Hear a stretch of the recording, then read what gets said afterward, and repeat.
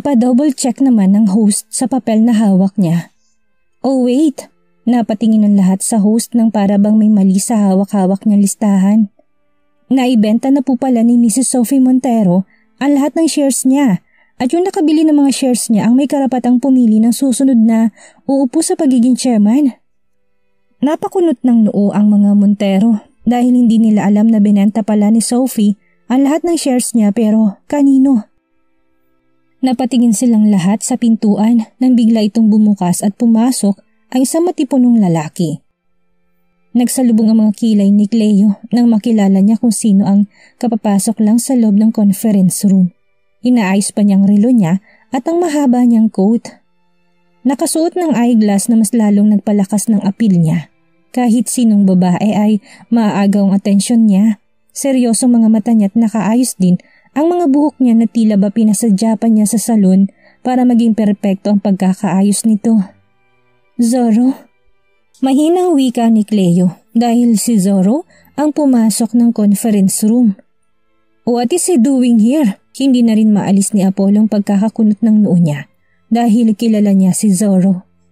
Napapailing naman si Corazon dahil hindi siya makapaniwala kung sino nakabili ng lahat ng shares ni Sophie. Alam niya kung anong relasyon ni Zorro kay Cleo. This can't be. Para bang nahihilo siya na saad. Nahuhulaan niya na kung anong mangyayari. Maging si Ivory na kanina patahimik ay mas lalong naging tahimik.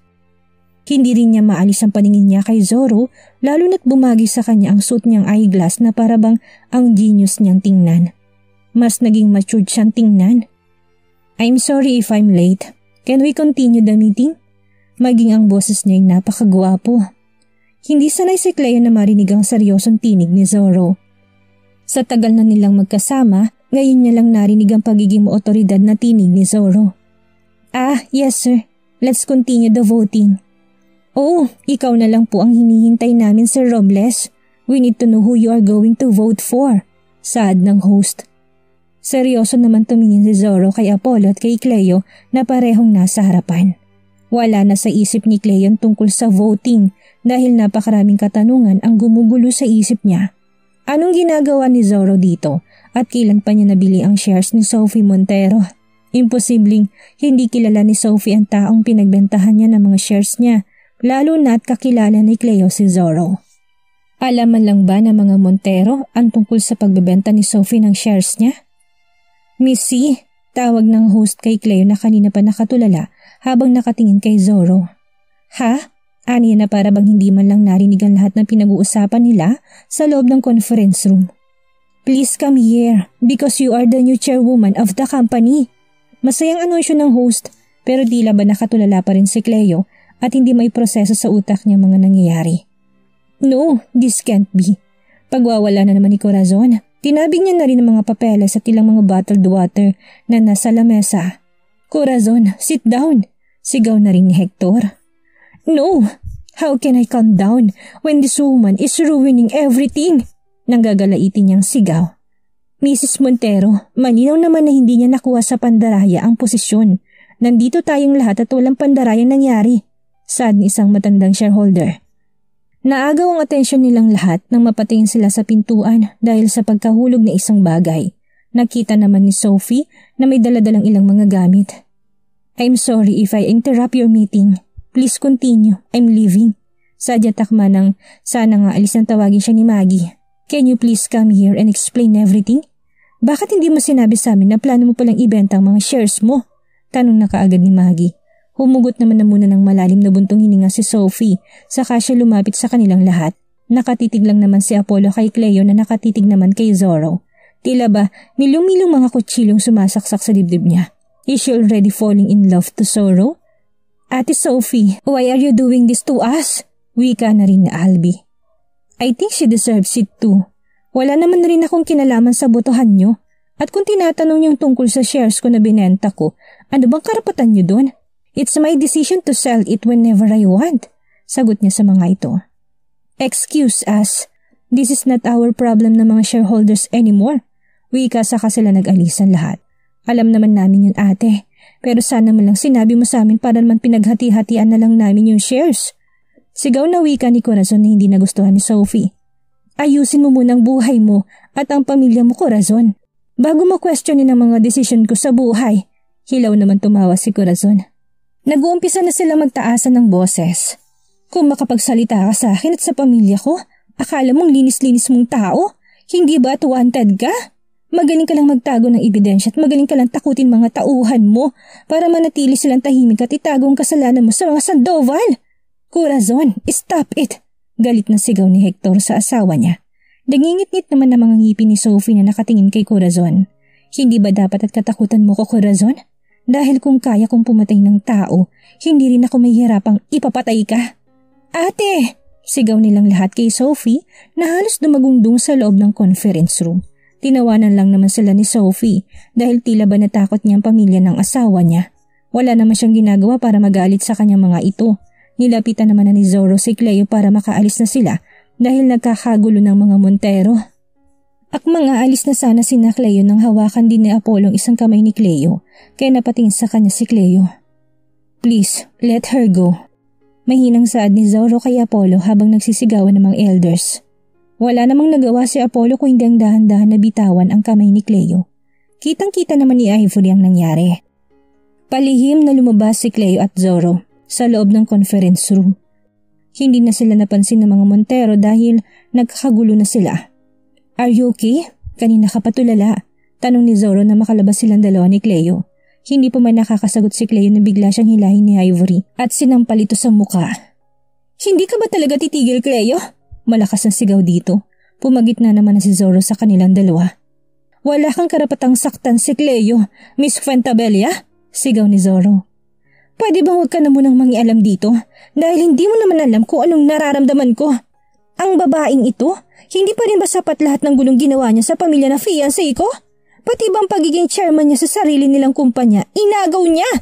Halos manginig ang buong kalamnan ni Ivory sa sobrang galit niya. That's not her fault anymore. Nandun ka naman sa loob at narinig mong lahat. Nakita mo lahat at siyang napili para maupo bilang chairwoman ng kumpanyang ito. Now excuse us. Let's go, Cleo. Don't waste your time to the people like them. Muling hinila ni Zoro si Cleo. Paalis sa tila bata naman siyang nagpadala sa agos. Nagpapapadyak na lang si Ivory sa sahig sa sobrang inis niya. Gusto niyang hilahin ang buhok ni Cleo hanggang sa maghiwalay ang mga ito sa anit niya. Bakit ba hindi na lang siya namatay? Dere-derechong umalis si Cleo at Zoro hanggang sa makarating sila ng parking lot nang huminto sa paglalakad si Cleo. Can you tell me what is going on, Zoro? Seryoso niyang tanong. Hinarap ni Zoro si Cleo. Hindi naman galit si Cleo kay Zoro. Ang hindi niya maintindihan kung bakit inilihim ni Zoro ang tungkol dito. Business is a business, Cleo. Nang mabalitaan kung gusto niyang ibenta ang shares niya, binili ko na kaagad. Tell me the truth, Zoro. Nagbabantang tinig ni Cleo. Alam ni Cleo na may iba pang dahilan si Zoro kung bakit niya binili ang shares ni Sophie. Bumuntong hininga naman na muna siya bago niya sinagot si Cleo. I just want to support you, Cleo. If you want that position, then go. You can have it. Nagalinlangan kang lumaban dahil natatakot kang mapahiya sa mga Montero kapag natalo ka. I just did my part as your friend. But I didn't ask you to do that. I know. Napabuntong hininga na lang si Cleo. Ayaw niya madamay si Zoro sa kung anong gulong nangyayari sa buhay niya ngayon. Cleo. Nag-aalalang tawag ni Apollo kay Cleo. Nilingon naman yun ni Zoro at bago pa man malingon ni Cleo si Apollo, nagulat na lang siya nang mahigpit siya nitong niyakap. Naramdaman ni Cleo ang pagbaon ng mga daliri ni Apollo sa likod niya. Apollo, let me go! Inis na saad ni Cleo. Hoy! Malakas na sigaw ni Zoro sa isang lalaki at mabilis tong hinabol. Naguguluhan naman si Cleo kung anong nangyayari. Apollo! Mahinang anas ni Cleo dahil kinakabahan na siya. Kumalas naman sa pagkakayakap ni Apollo sa kanya, tinignan si Cleo sa mga mata niya. Are you okay? Yun pa rin ang tanong ni Apollo. Kita ni Cleo na nahihirapan si Apollo na para bang may iniinda siya sa katawan niya. Nataranta si Cleo sa kanyang kinapang likod ni Apollo at nakapanyang isang malagkit na likido. Nalaki na lang ang mga mata niya nang makita niyang dugo ang nahawakan niya. Nag-alala ng mga mata niyang tiningnan si Apollo. Apollo? Maging ang tinig niya nanginginig na. Hindi niya alam kung anong gagawin niya dahil natataranta na siya. Hindi ka ba nasaktan? Tanong ni Apollo. Bakit ba ako pa rin ang iniisip mo? Let's go to the hospital. Shit, I'm shaking. Naiinis niyang saad sa sarili niya dahil nanginginig ng mga kamay niya. Inalalayan niya si Apollo at sinakay sa kotse niya na malapit lang sa kanila. Hinihingal naman na si Apollo dahil sa saksak sa tagiliran niya. Oh my God! Natataranta pa rin saad ni Cleo habang sinususi niyang kotse niya. Lalo pa siyang nataranta nang mahulog niya ang susi. Hinawakan ni Apollo ang kamay ni Cleo para kumalma ito. Please calm down. Don't worry, I'm okay. Pilit na lang ang ngiti ni Apollo dahil dinadaing niya ang sakit ng sugat niya sa likod niya. Pinilit ni Cleo na kumalma hanggang sa makaalis sila sa parking area. Tinahak ng daan patungong ospital. Hindi na hinintay ni Cleo si Zorro dahil mukhang hinabol niya ang taong sumaksa kay Apollo. May sarili namang sasakyan si Zorro na pwede niyang magamit kung gusto niyang sumunod. Sana lang ay maging ligtas din siya at walang mangyari sa kanya.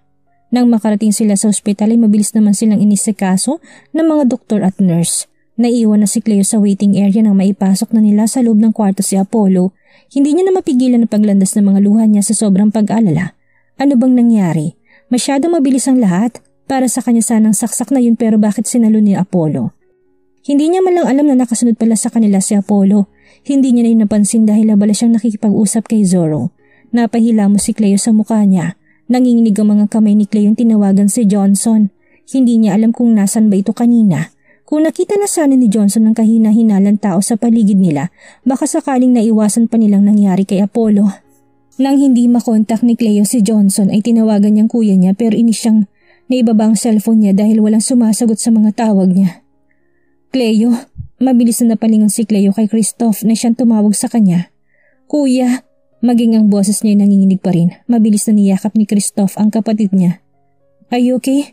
Tiningnan ni Christoph ang kabuuan ni Cleo kung hindi ba siya nasaktan. I'm okay kuya. How did you know that I'm here? Tinatawagan pa lang kita at kararating ko lang din dito. Tinawagan ako ni Johnson na itinakbo mo si Apollo sa ospital dahil sinalo niyang saksak na para sa'yo. What happened? Where is Johnson? Tanong pa ni Cleo dahil ang akala niya wala ito kanina sa paligid nila. Nang tumawag siya sa akin, hinahabol pa nilang suspect. Hindi ka ba nasaktan? Nag-aalala pa rin niya saad. Hindi na talaga ligtas si Cleo sa labas dahil kahit nakakulong na ang dalawang lalaking nagtangkang patayin siya, ay may ibang tao pa rin kumikilos para mapatay si Cleo. I'm okay kuya. Si Apollo ang iniisip ko. I'm scared. Paano kung may mangyari sa kanya? Hindi ko alam kung mapapatawad kong sarili ko kuya. Naiiyak niya na namang sinabi. Muling niyakap ni Christoph ang kapatid niya, tinaplos ang likod nito para kumalma siya. Kailangan na nilang higpitan ang security ni Cleo at kung maaari hindi na muna nila ito papayagang lumabas hanggat hindi pa nila nahuhuli ang mastermind ng lahat. He will be okay. Please calm down Cleo. Ramdam ni Christoph ang panginig ng kalamnan ni Cleo at ang pagiging aligaga nito. Naghintay silang dalawa sa waiting area at panay ang buntong hininga ni Cleo. Gusto niya nang malaman kung anong kalagayan ni Apollo. Makalipas ng ilang minuto lumabas ng doktor. Mabilis naman tumayo si Cleo para itanong ang kalagayan ni Apollo. How is he, Doc? Una niyang tanong. Maayos naman ang pasyente dahil nalunasan namin kaagad. Wala rin namang major injury sa loob ng katawan niya. You can see him now. Nakahinga naman ng maluwag si Cleo saka siya pumasok sa loob ng kwarto. Si Christoph naman ang naiwan para kausapin ng doktor. Nilapitan na ni Cleo si Apollo. Nakahiga naman si Apollo at gising na rin kaagad mula sa gamot na tinurok sa kanya. Hindi alam ni Cleo kung paano pa nagagawa ni Apollo nang umiti ngayon sa kabila na nangyari sa kanya. Are you okay? Hindi ka ba nasaktan? Napapairap na lang si Cleo dahil siya itong nasa hospital bed tapos si Cleo pa rin ang iniisip niya. Bakit niya pa nagagawang maging mabait kay Cleo gayong kinalaban siya nito sa posisyon sa pagiging chairman niya? Alalahanin mo sarili mo dahil okay lang ako. Thanks to you. May hinang wika ni Cleo sa huling sinabi niya. I'm glad that you're okay. You can leave me now here. Hindi naman nakaimik kaagad si Cleo dahil gusto niya manatili. Namutawi ang katahimikan sa apat na sulok ng kwartong yun. Hindi alam ni Cleo kung ano sasabihin niya kay Apollo. Gulong-gulo ng isip niya at mas lalong ginugulo ni Apollo.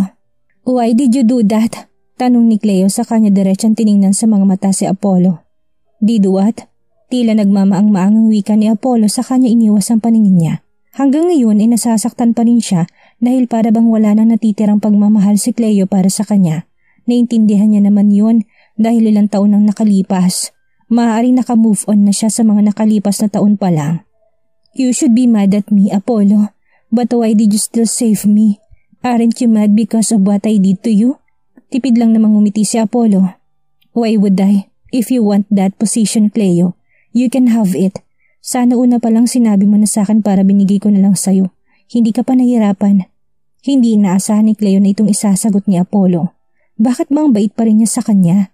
Ang dami ng ginawa ni Cleo kay Apollo. Ilang beses niya na itong pinagtabuyan at ngayon handa siyang ibigay ang posisyon na ilang taon niyang pinaghirapan. I know that you work hard for that position, Apollo. Pero bakit parang ang dali lang sa'yong ibigay yun sa akin? Hindi pa rin mapigil ang tanong ni Cleo. Para bang may sagot siya na gusto niyang marinig. Pinaghirapan mo rin naman yun, Cleo. Hindi mo naman yun makukuha ng ganong kadali kung hindi mo rin pinaghirapan. Pero bakit ganito mo lang kadali isuko to? Mas matatanggap kung magagalit ka sa akin. Isumpa mo ko. Sabihin mo na lahat ng gusto mong sabihin sa akin pero bakit? Mariin tiningnan ni Apollo mga mata ni Cleo. Ang mga mata niyang naguguluhan sa mga desisyon ni Apollo. Bakit, Cleo? Alam kong ginagawa mo lahat para mabigyan mo ng magandang kinabukasan ng anak natin. Kaya bakit ko ipagkakait sa iyo yun at sa anak natin? Apollo, alam mong hindi lang yun ang dahilan. Sigaw na ni Cleo. Bakit pa para nagbubulag-bulagan si Apollo sa mga ginagawa ni Cleo sa kanya? Is he stupid? Alam mong hindi lang yun ang main reason ko. May diin niyang sad. Do you really want to know? Hindi naman umimik si Cleo. I already told you, Cleo. Mahal kita at kung itong makakapagpasaya sa'yo, I will give it to you. But I know, I need to set you free even myself. Anong karapatan kong magalit kung ikaw may mas karapatang magalit because of what I did to you? I want you, Cleo, to be happy even if the exchange is my dreams. Kulang pang lahat ng yan bilang kabayaran sa ginawa ng pamilya ko sa inyo, lalo na sa'yo. Kulang din yan na kabayaran sa pananakit ko sa'yo. Lahat ng kasalanan ko sa'yo, Cleo. Lumipas man ang panahon, please remember this. I love you. Ikaw lang ang babaeng minahal ko mula una hanggang mawalan ako ng hininga. Hindi napigilan ni Cleo ang paglandas ng mga luha niya. Masyado na ba siyang naging masama at kinain ng paghiganti niya? Paano pa nagagawa ni Apollo na maging mabait kay Cleo sa kabila ng mga nagawa niya? Nang makauwi si Apollo, galit na naman ang kanyang inang sumalubong sa kanya. Palagi na lang silang nag-aaway simula na dumating si Cleo at muling magkagulong mga pamilya nila. Sinabi ko naman sa'yong layuan mo ng babaeng yan. Kailan ka ba makikinig sa akin, Apollo? Tila nagsasawa na rin si Corazon na pagsabihan ng anak niya dahil kahit minsan hindi niya man lang ito nakinig sa kanya. Look what happened to you. Magpapakamatay ka ba para lang sa kanya? Siya lang ang ina ng anak mo pero hindi mo rin siya responsibilidad. For heaven's sake! Nagawa mo pa talagang saluhin ng kutsilyong para sa kanya kahit na unti-unti niya nang kinukuha ang lahat ng meron ka. Napapahawak na lang si Corazon sa ulo niya dahil sumasakit na ito. Napakarami na nilang iniisip, hindi na natapos ang gulong kinakaharap nila. Why should I leave her there? If my son will be hurt more if his mom is gone. I can endure all the pain but my son, Mom, he can't. Napapailing na lang si Corazon. Gusto niya na lang din sumuko na pagsabihan ng anak niya at hayaan na lang ito sa mga desisyon niya sa buhay. Kung hindi lang talaga Sandoval si Cleo, una pa lang, ipinakasal niya na silang dalawa at hindi niya na ito itutulak kay Ivory. Do what you want. I'm tired of asking you to listen to me. But please be careful. Huwag mo na ulit sasaluhin ng kutsilyo na para sa isang puso na may siyam na buhay. Frustrated niyang wika sa anak sa kanya ito tinalikuran. Napabuntong hininga na lang si Apollo. Gusto niya na makita ang anak niya pero nalaman niyang nilabas na muna nila ito ng bansa para ilayo sa gulong nangyayari. Mas pinili na ni Cleo na itago muna sa ibang bansa anak nila dahil natatakot siyang baka pati siya'y saktan ng taong gusto siyang patayin. Hanggang ngayon hirap na hirap pa rin silang mahuli ang salarin. Patuloy pa rin siyang nananahimik ang driver ni Sophie. Kaya kung si Sophie ang punot dulo ng lahat ng gulong nangyayari, malayo pa rin siyang makakagalaw. Isinandal ni Apollo ang batok niya sa sofa at nakatitig sa kisame. Simula nang maging chairwoman si Cleo ay hindi pa rin siya pumapasok sa kumpanya. He is not in the mood to go in their company. Gusto niya magpahinga. Gusto niya mapag-isa't bigyan ng sarili na makapag-isip. Magiging masaya ba si Cleo kapag lumayo na lang siya? Magiging maayos ba ang lahat kapag kusa na siyang lumayo at hayaan na lang siya? Gusto niyang maalagaan ng anak niya, makasama at makita ito araw-araw. Pero kung siyang dahilan ng kaguluhang nangyayari sa kanilang mag-ina, mas gugustuhin niyang mapag-isa na lang kaysa mapahamak at masaktan pang mag-ina niya. Samantala naman, ilang araw na rin hindi lumalabas si Cleo dahil sa nangyari sa parking lot pero hindi siya mapakali. Ayon niya na naghihintay lang siya ng ibabalita sa kanya. Hanggang ngayon ay nag-iimbestiga pa rin sila at wala pa rin clue kung sinong nasa likod ng mga krimeng nangyayari. Ilang araw na rin wala sa bahay nilang mami niya at ang anak niya dahil tinago na muna nila si Brixton. Itatago muna nila ito hanggat hindi pa natatapos ang lahat. Lumabas siya ng kwarto niya at nilibot ang paningin niya sa sala. Walang ibang tao maliban sa mga katulong nila. Si Kuya, umalis ba? Tanong niya sa katulong nilang naglilinis sa mga vase. Opo ma'am, kasama mga pinsan niyo. Sagot naman ito. Kinuha na rin ni Cleo ang bag niya saka siya lumabas pero bago pa man siya makalabas ay nahila na siya ni Johnson. Where are you going? Seryoso naman itong tanong. Kung nasan si Cleo ay nandun din siya. Pwede bang huwag mo kong pigilan? I need to leave. Ang bilis sa akin ni kuya mo ay ang bantayan ka rito at huwag hayaang makalabas kaya hindi ka aalis. Inis na inalis ni Cleo ang pagkakahawak ni Johnson sa braso niya. Pwede ba Johnson? Hindi ko kaya maghintay lang dito at walang gagawin. At ano naman ang tingin mo magagawa mo kapag umalis ka? Mahahanap mo ba kaagad ang taong gusto kang patayin o baka ikaw pang unang mamamatay? Masungit nitong saad, maring napapikit si Cleo at kinalmang sarili niya. Ayaw ko maghintay. Pwede mo naman akong samahan kung gusto mo pero kung ayaw mo, aalis ako ng mag-isa ko. Matigas na wika ni Cleo saka siya nagmamadaling nagpunta ng garahe. Para kunin ang kotse niya. Bago niya buksan ang driver's seat ay inunahan na siya ni Johnson. Sakay. Anas ni Johnson saka siya sumakay sa driver's seat. Napapairap na lang si Cleo sumakay. Hindi alam ni Cleo kung bakit hindi niya magawang iwan ang kumpanya ng mga Montero na tila ba may sekreto na doon niya lang malalaman. Hindi niya maintindihan. Masyado lang ba siyang nag-iisip? Hindi niya alam kung anong hinahanap niya pero gusto niya nang hanapin kahit anong mangyari. Iba ang pakaramdam niya. May iba pa bang tinatago si Sophie? Posible bang ito na yung clue na hinahanap nila para mahuli na nila ang salarin? Nakarating ng kumpanya si Cleo at naging aligaga ang lahat ng mga empleyado. Dahil siya ng chairwoman ng kumpanya, lahat ng nasa labi ng mga empleyado, maging ang mga supervisor at mga managers ay nakahani na rin para magbigay galang at batiin si Cleo. Dire-diretso lang naman na naglakad si Cleo at tinanguan na lang ang mga tauhan. Nakasunod lang naman si Johnson sa likod niya. Lahat ng mga nadadaan ng empleyado ni Cleo ay niyuyukuan siya at pinabati. Nagpunta siya ng office niya at napakunot na lang siya ng noo nang makita niya si Ivory na para bang mahinanap sa mga drawer ni Cleo. What are you doing here? Tanong niya. Nataranta naman si Ivory na naging dahilan para matabig niya ang bag niya kaya nagkalat sa sahigan laman ng bag niya. Nilapitan ni Cleo si Ivory at mabilis namang pinulot ni Ivory ang mga gamit niya. Napatas na lang ng kilay si Cleo dahil para bang nakakita ng multo si Ivory. Ano nga bang ginagawa niya rito sa opisina ni Cleo? Wala lang naman. May hinahanap lang akong mga documents na kailangan namin. Ilang araw ka na kasi hindi pumapasok. Busy din ang sekretary mo kaya ako na lang naghanap. Sagot niya. Tiningnan naman ni Cleo yung hawak ni Ivory. Nahanap mo bang hinahanap mo? Tanong niya. Hindi. Sige mauna na ako. Nagmamadali nang lumabas si Ivory. Sinundan naman ni Cleo ng tingin si Ivory hanggang sa makalabas na ito. Tiningnan ni Cleo ang mga gamit niya. Nang makita niya naman na isang maliit na notebook ay kinuha niya yun. Naihalo siya sa mga papeles na nasa lamesa niya. Alam niyang naiwan yun ni Ivory. What is this? Anas niya sa kanya binuklat ang maliit na notebook. Hindi siya mahilig mangialam sa gamit ng iba.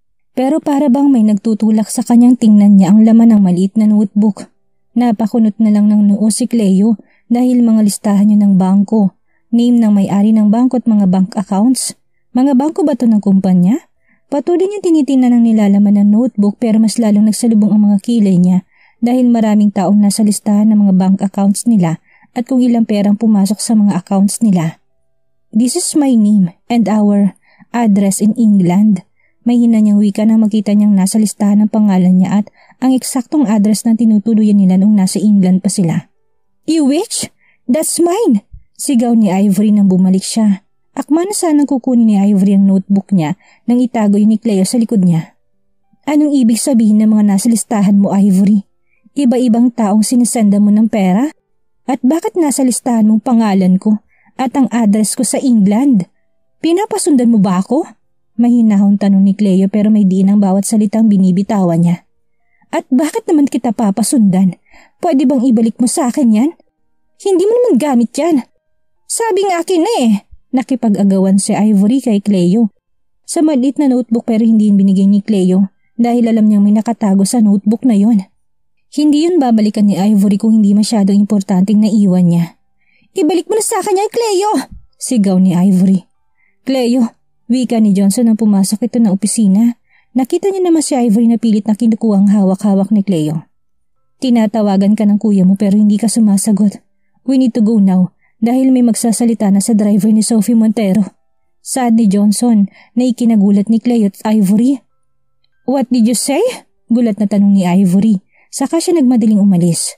Nagtataka na lang si Cleo sa ikinikilos ni Ivory dahil bakit bigla siyang nagmamadaling umalis dahil lang sa narinig niyang magsasalita ng driver ni Sophie. "Let's go." Saad na ni Cleo saka nagmamadaling umalis na din. Mabuti na lang at naka-flat shoes lang siya. Mabilis siyang makakatakbo. Hawak-hawak pa rin niyang notebook ni Ivory na naiwan niya nang dahil nagmamadali na siyang umalis. Tinungo na nila ni Johnson ang presinto. Nang maalala naman ni Cleo yung notebook ay muli niyang binuksan at binasa ang nilalaman noon. Ano nga kayang nilalaman ng maliit na notebook na pag-aari ni Ivory?